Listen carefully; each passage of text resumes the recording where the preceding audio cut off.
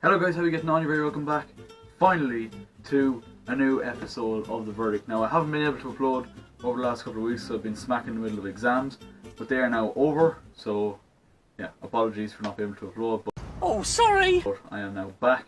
So, the World Cup is upon us. Over the past week, the group stage has started and Matchday 1 has been and gone, and there's been some memorable games and some memorable moments already. So much to discuss, let's get right into it. So the host nation, Russia, kicked off last week, and literally the perfect way to kick off their World Cup campaign, a 5-0 win over Saudi Arabia. So 5 brilliant goals, I have to say. Galinski, brace from Cheryshev, one from substitute Zuba, and then a brilliant free kick from the Arsenal target, Golovin. 5 goals sealing a fantastic win and pretty much sending the nation into pandemonium, if you like. But I think it's fair to say they were helped out by the Saudi defending. I think if you put our Sunday League team out against the Russia team, they actually... No, never mind. Yeah, they're playing Egypt tonight in their second game. Salah back. And Salah's Egypt went and lost their first game, a 1-0 defeat to Uruguay thanks to a Jose Maria Jimenez header. Obviously Salah didn't play that game. Obviously the manager felt it probably wasn't the right time to risk him. But obviously I've just heard the team news and he is starting tonight for Egypt. Now by the time this video goes out the match will be over. But big game for Egypt tonight. They need to win it to really have a big chance of qualifying from Group A. In Group B then, a late own goal seen Iran get a shock win against Morocco. Morocco absolutely battered them the whole game, but an unfortunate late own goal seeing the Iranians pick up the 3 points. And then, followed that was the game of the tournament so far. Spain drawing 3-3 with Portugal. Spain obviously, who have just sacked their manager, Lopetegui, 2 days before they kicked off against Portugal. Mental, but it didn't really seem to affect the players. And although they did fall behind early on thanks to a Cristiano Ronaldo penalty, Diego Costa responded brilliantly to make it 1-1. Ronaldo then scored again thanks to a mistake by David De Gea literally on the stroke of half time. Diego Costa then scored again to make it 2-2, and then a stunning volley from Nacho Fernandez. At the time was goal of the tournament, but now it's certainly up for debate. That made it 3-2, and then Cristiano Ronaldo won a free kick off Gerard Piqué in the closing stages of the game, and he lined it up and you could just sense it was in a similar position to his one against Portsmouth back in 2008. Very similar position, similar technique. I think a lot of people just knew by looking at him that he had the focus in his eyes that he was going to just stick it in the top corner, and that's exactly what he did. And a stunning hat-trick for him on the opening game for Portugal of the World Cup, and a fantastic 3-3 draw. What a game that was. Group C then, and France scraped by Australia with a 2-1 win. A big moment in this was the decision to award Antoine Griezmann a penalty when he was fouled in the box. The referee initially didn't give it, but obviously VAR has been brought into the World Cup this year, and it played a pivotal role in this game, resulting in the France penalty which Griezmann scored.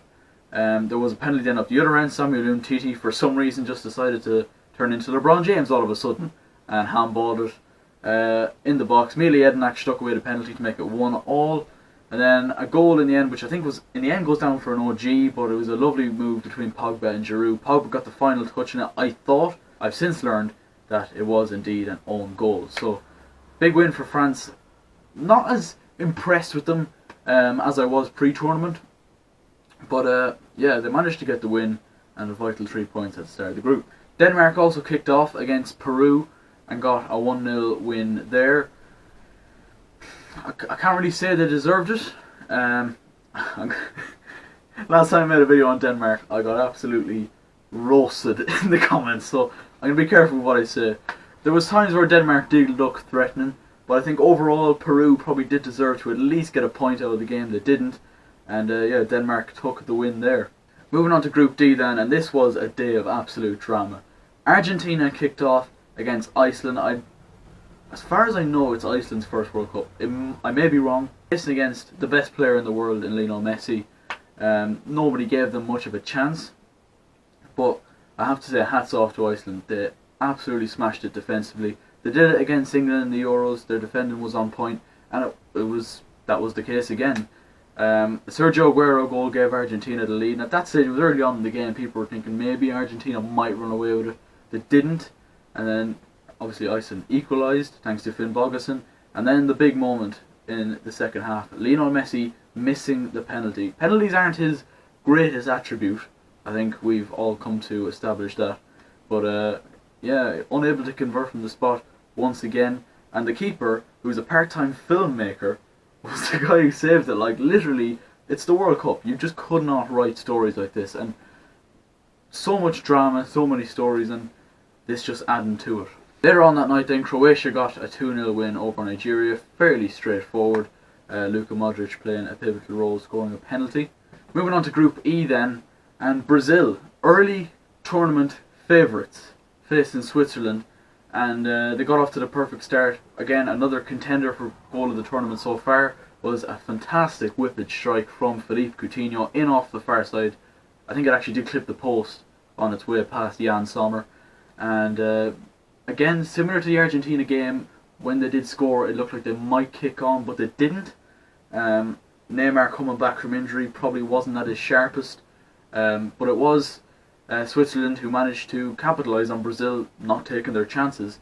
Header from a corner in the second half then made it 1-1, and that is how it finished. Switzerland, again, dogged defensively, not favourites in that game, and Brazil struggled to break them down. Also that day, an Alexander Kolarov free kick decided the result between Costa Rica and Serbia. Fantastic free kick again. It's up there for goal of the tournament so far. I want to know your guys' thoughts on what is goal of the tournament so far, because there's been so many. Make sure you leave your comment down below, because yeah, I'll be interested to see what people's view on it is. Group F then, and the world champions Germany kicked off against Mexico.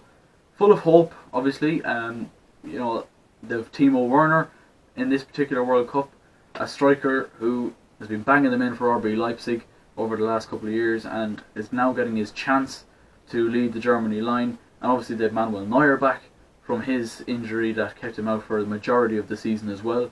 But they fell down 1-0 losers to Mexico. A fantastic goal by young Chucky Lozano. And I really enjoyed it. I have to say, out of Matchday 1 games, Mexico probably impressed me the most. I think their work rate was second to none. I think, you know, they fully went for it for 60 minutes and probably lost a bit of steam, which allowed Germany to come onto them in the second half. But certainly first 45 minutes, it's Mexico deserved win. They're deserved winners anyway, but you have to say first 45 minutes they absolutely battered Germany, and that is when they got their goal, Chucky Lozano, the scorer, and Mexico took the W on that one. Yeah, in the other game in that group, Sweden picked up a 1-0 win against South Korea. Group G then took place last night, and Belgium kicked that off with a 3-0 win over Panama. They struggled in the first half, Belgium, I have to say. They did struggle to get that killer pass, to get the likes of Lukaku in. I think Panama defended very doggedly in the first half, which a lot of sides have done in this World Cup so far, and the bigger sides maybe have struggled to break these kind of teams down. But it wasn't long into the second half then before Belgium did take the lead, thanks to a wonderful Dries Mertens volley. And Romelu Lukaku with a brace, making it 3-0 to Belgium, and that is how it finished. Leaving the pressure on England, they probably set a bit of a bar for England to try and hit against Tunisia. And England scraped by Tunisia with a 2-1 victory last night. Harry Kane grabbing the first after the goalkeeper made a fantastic save. Hurt himself beforehand, had a shoulder injury, but made a fantastic save to deny a John Stones header. Harry Kane then followed up to give England the lead. And first 15 minutes, 10-15 minutes, I would say England played as well as I've seen any team play at this tournament so far, and that's not even an exaggeration. They played some lovely football, free-flowing football in the first half, first 15 minutes, and could have been 3 or 4 up. Raheem Sterling missed an open goal, Jesse Lingard missed a great chance.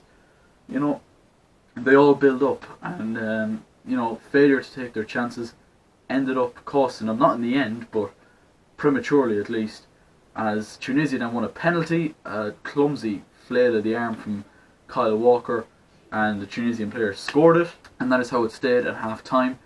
And England, it stayed that way up until the final minute of the game, when Harry Kane once again right place, right time. It's not the best I've seen Harry Kane play by any stretch of the imagination, but he just has that striker's instinct. And many people don't understand it is a world-class skill to know where the ball's going to land and be able to get there. And the marking from Tunisia was very, very poor, to be perfectly honest. And I would say Tunisia defended well for the whole game, but England just really didn't test them between, say, the 15th minute and the 90th. If they can play the way they did in the first 15 minutes against bigger teams, they'll cause problems for teams.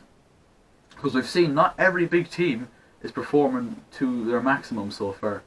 But yeah, they got the win, England, and now they face Panama in their next game. To be honest, it's going to be realistically it's going to be a toss-up between them and Belgium to top that particular group.